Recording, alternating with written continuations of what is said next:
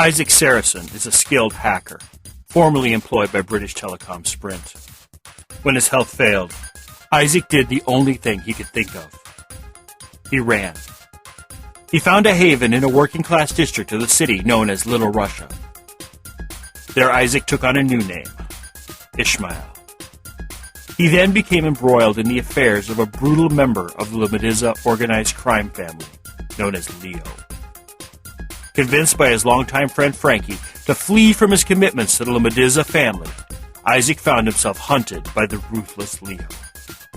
On a rooftop, far from witnesses, Leo murdered Frankie.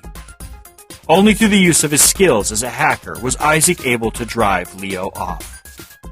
Wounded, alone, and far from help, Isaac depended on the kindness of strangers. One stranger, a burqa-wearing doctor known as Fatima, took pity on Isaac and helped him make his way to the mysterious Star X line. At the end of all hope, they found the Star X line and the slim promise that the enigmatic beings behind the Star X could save Isaac from the implants which destroyed his life. What do you do when those who saved you have recorded everything you are? What do you do when your every action is tracked by the Keylogger? Colbyjack.net is proud to present Firmware Keylogger, the third installment in the firmware pentology by Colbytrax. I stopped and thought about what I had learned. It wouldn't do to proceed without digesting this new data. First, I knew I had lost the first battles of my war against the Star X project, Koenig and his team of tame AIs. Second, somewhere along the way, I had lost 3 days. Third, I was living in an Opemapo null of a fringe scientist popular outside the city for jure conspiracy theories, which just happened to be true in this case, who also appeared to be of indeterminate gender from a region, the San Francisco Bay region to be exact, which was known historically for its deviant behavior. Fourth, the fringe scientist was a collector of unused technologies, non-Culpeper AIs, and the author of text whose subtext suggested a conspiracy between the mayor's office, major corporations, and the technologies which we, the people of the world, were allowed to use.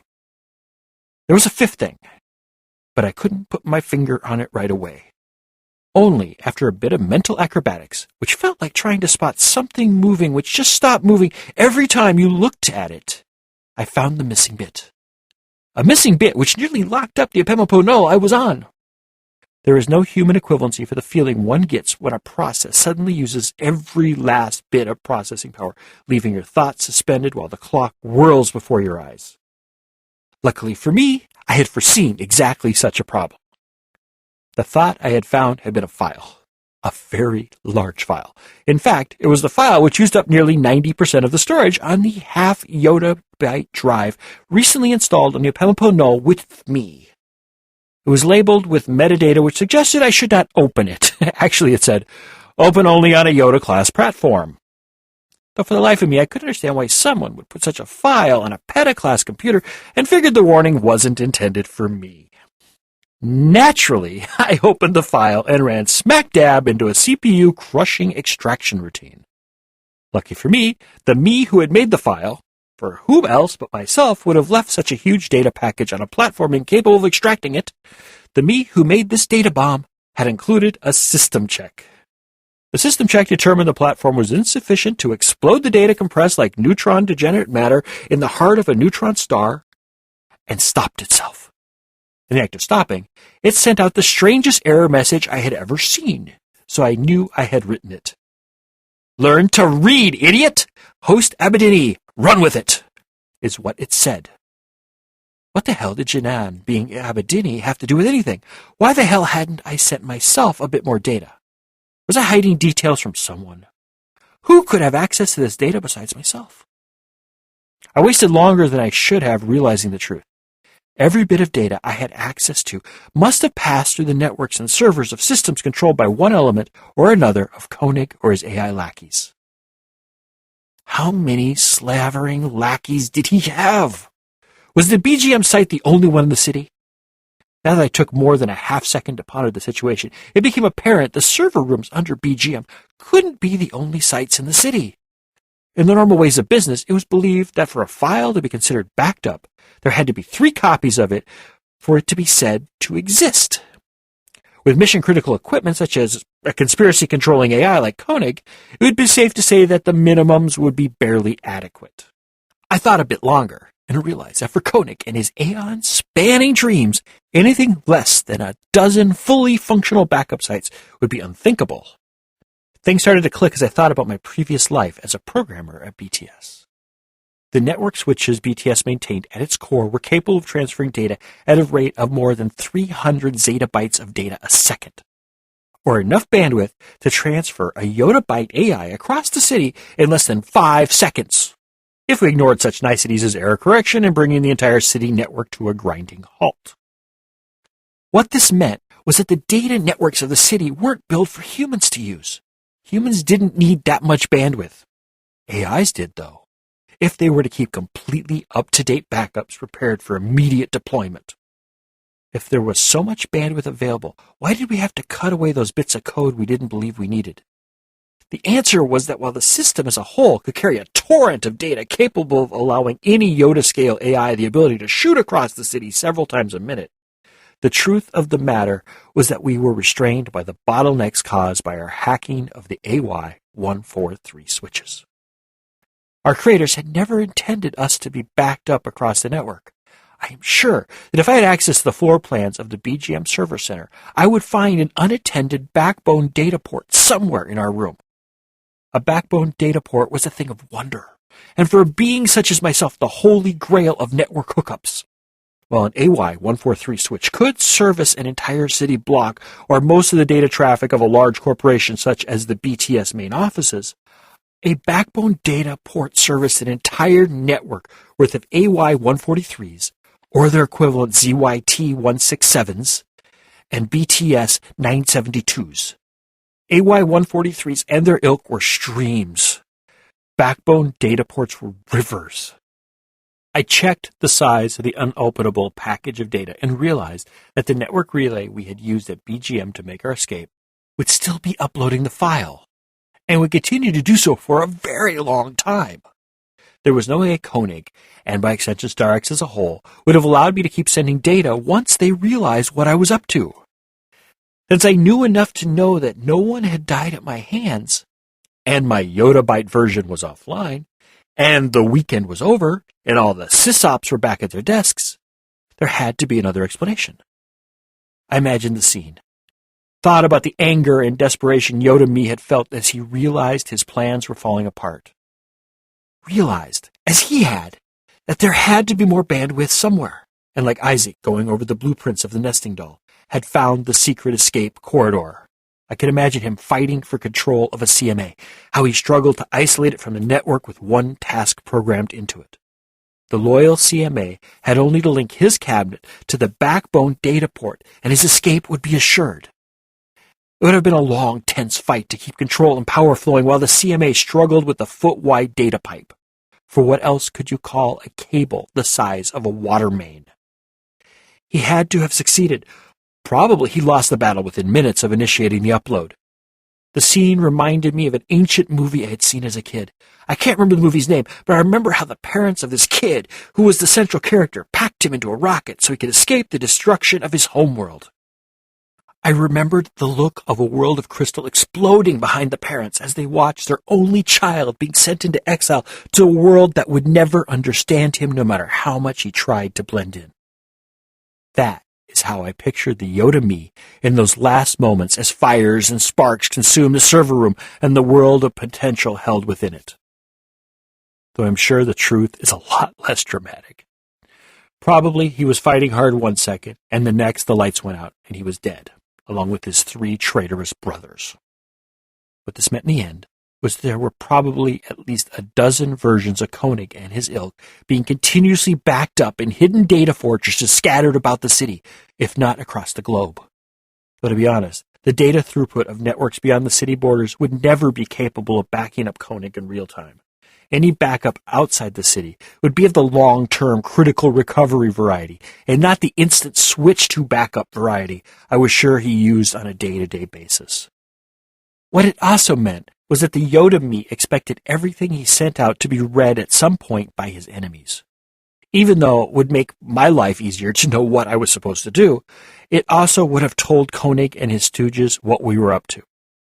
I was sure that if Koenig knew where I was, the Opemapono I occupied would already have been seized and destroyed. Okay, I had to have been sent into Irgarden's Opemapono for a reason.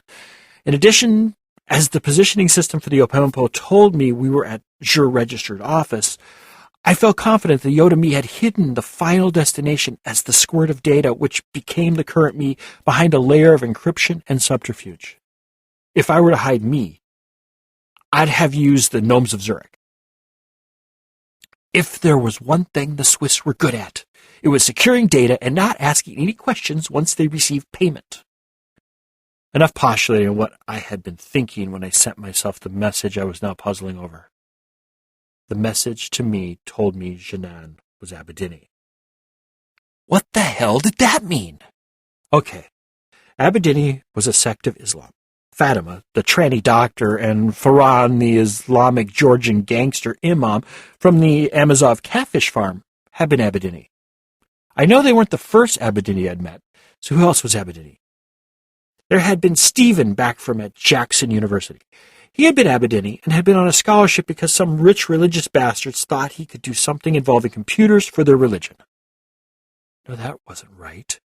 Computers weren't an aid to their religion, they were a core concept. The use of data to find their prophesized AI messiah, prophet, or whatever it was these nutcases thought would come from the heart of a computer to give purpose to their life. Farhan had been interested in the VHAJ and the VMOSC systems and the production of sense nets needed for the faithful to attend to their responsibilities to the faith without the need for a real-world Hajj or mosque. Oh, I'd been so stupid. Jinan Irgarden was an Abedini interested in lost technological avenues that also collected failed AI code. Ji was an expert in a field where development had been stuck at the Culpeper method since the days of Mayor Octavia Koenig.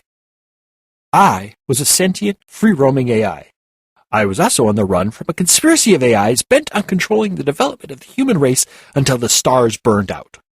Ji believed there was a conspiracy to control technology and the development of human society. Ji was also famous as a writer of very popular books on conspiracies surrounding the city, which sold very well. I believed I was in love. If anyone was gullible enough to fall for what I now realized I had to do, it was Irgarten. I just had to lean on the conspiracy lever until Ji gave me what I wanted. Is this the part of the movie where the villain laughs maniacally as he realizes there is no way for the heroes to stop him? I hoped not. Usually a bit after that came the part where the villain was tossed off a building by the heroes who can't kill, but can't allow gravity to do their dirty work for them. I didn't want to be that villain. I now knew why I was sent to Jian's Opemapono.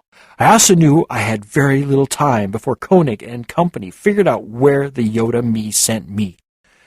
If I had to guess at the ability of the StarX project to trace my path to Irgarden's office, I'd say I had less than a week to accomplish my goals.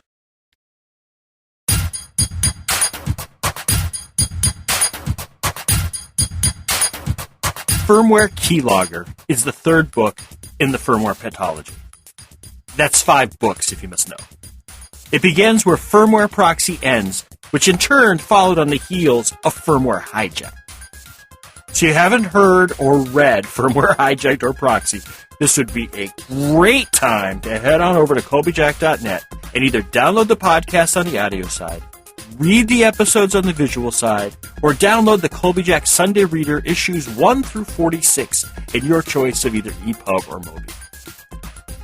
Firmware, Hijacked, Proxy, and Keylogger are all available in ebook versions from our store at shop.colbyjack.net, amazon.com, barnesandnoble.com, and smashwords.com.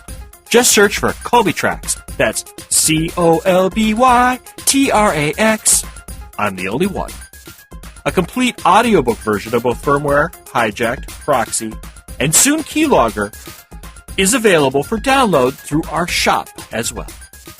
If you don't need any stuff, but would like to support our work, drop on by Colbyjack.net and hit the pretty little donate button conveniently located on the right-hand side of the blog roll. If you're on a smaller screen, the bottom will be found at the bottom of the page. Firmware Keylogger is released under a Creative Commons, non-commercial, attribution, share-alike license. Do what you want with it. Just don't sell it, and always tell people where it came from. If you received this from a friend and want more information about Colbyjack.net and our split personality website, just drop on over to Colbyjack.net and select either the audio or visual side. The audio side carries our podcast, while the visual side carries our writings. Whichever side catches your fancy is fine with us. We're of two minds about the whole thing anyway.